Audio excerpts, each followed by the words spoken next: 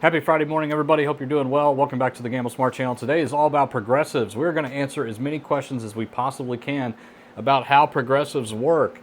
Are there benefits to playing at certain times? Should you look for certain progressive amounts in order to determine if your odds are better? And how do progressives actually work, and which types are there? We're going to cover all that today and more, so let's get started. All right, as always, if you are new here, we want to welcome you to the Gamble Smart channel. We are here to educate you to become better gamblers with our extensive experience with being slot technicians, as well as playing in the casino, just like you guys do. We have a lot to bring you. If you like that kind of stuff, a subscription would be awesome. Thumbs up, ring the bell for notifications. You know the drill. All right, let's talk about progressives today, and we have a lot to cover, but I'm going to start with the basics and move on from there. There are two types of progressives. There's what you call regular progressives, which is about 90% of what you see out there on slot machines, just like this one here. And then you also have must hit by or must win by progressives, and that's the second kind. So let's break this down just a little bit. The first kind, regular progressives, that's what I call them because they really don't have a name. These are progressives that continue to climb and climb and climb until they are hit, and then they reset at some value. These progressives do not have a must hit by or a must win by number. Okay, so it doesn't say that this has to get up to 10,000, and then the closer it gets to 10,000, the more likely you are to hit it. That's not how these work. These, like I said, are about 90% of what you see out there. So unless you see the words must hit by or must win by right near the progressive or in the game rules, that's not what's going on here. So a couple of questions that come up with that. Well, let's say you have a bank of machines. You have 3 identical machines, all the same game, but the progressives are different. Which one should you sit down and play at? Well, in that case, you should sit down and play the one that has the highest progressives. It doesn't mean that your chances are better at hitting it because it's higher.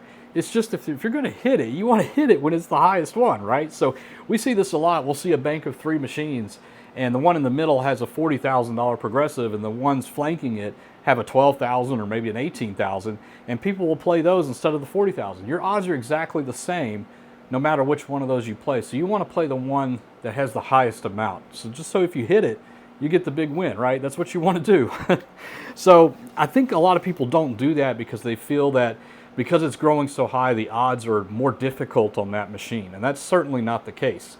It's just been a long time since they've been hit. Sometimes they hit right away. Sometimes it takes a long time. It's all about the probabilities built in of hitting that progressive, okay? So when you're looking around at different machines, if they're the same game type, same denomination, and the progressives are a little bit different, look for the one that's the highest. Again, you want to hit that one that's the highest. I mean, I can't drill that into your head more than that. So, all right. So, a couple of other things that we've been asked about progressives is maxed out progressives. Have you heard of this, or maybe you've seen it before, where it starts growing like this, where you see some odd number like 153 and 92 cents, and then suddenly you see it go to 200, and it doesn't go past that. It just stops.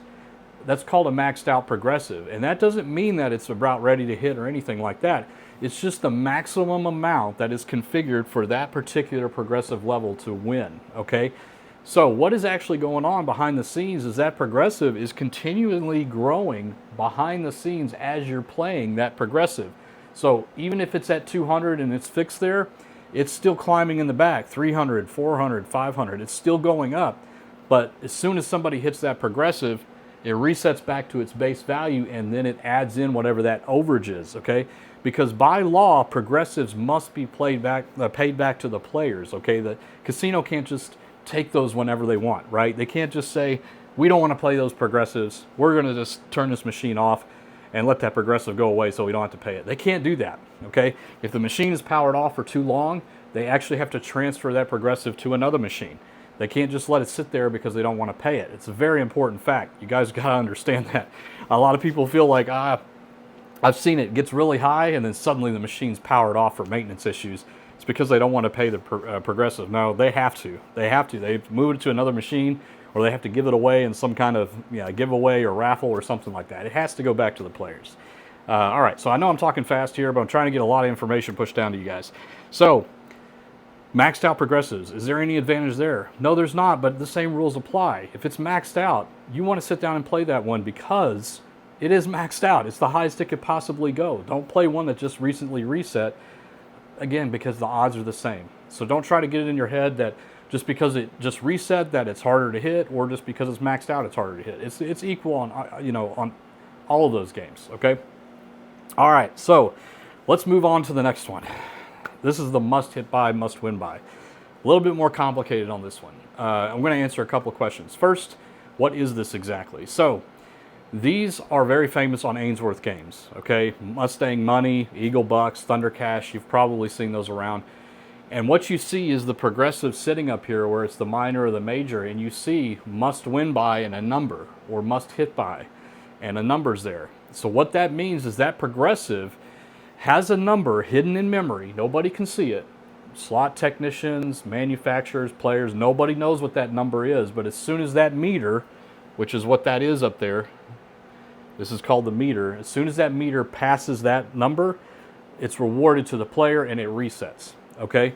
So is there an RNG involved in this? This is another popular question. Yes, there is, but the RNG takes place at the moment that it's reset or initially powered on for the first time, okay?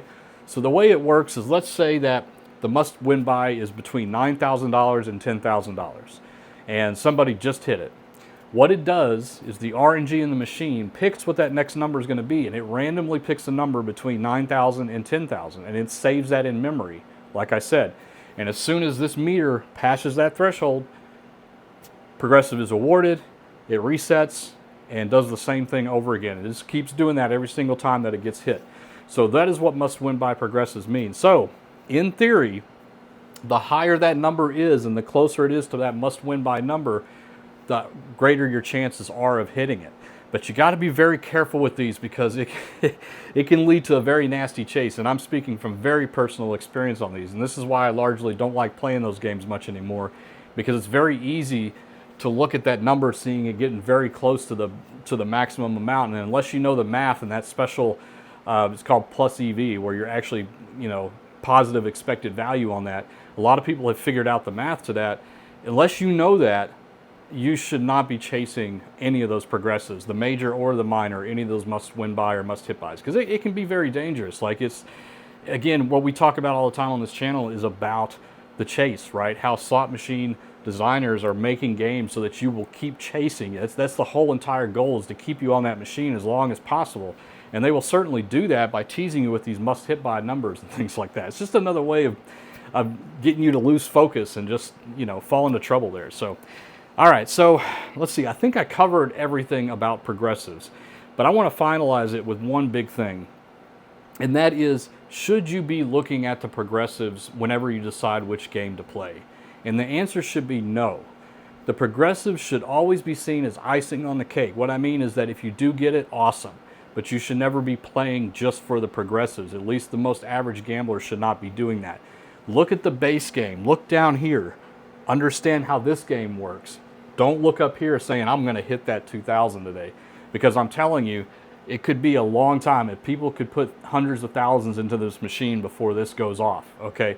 So don't play because the progressives are trying to draw you in.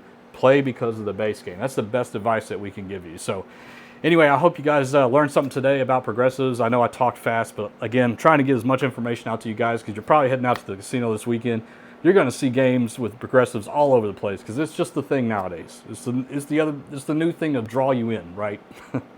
All right, guys. As always, gamble smart, gamble safe. I am Mark, and we will see you later. Take care. Bye-bye.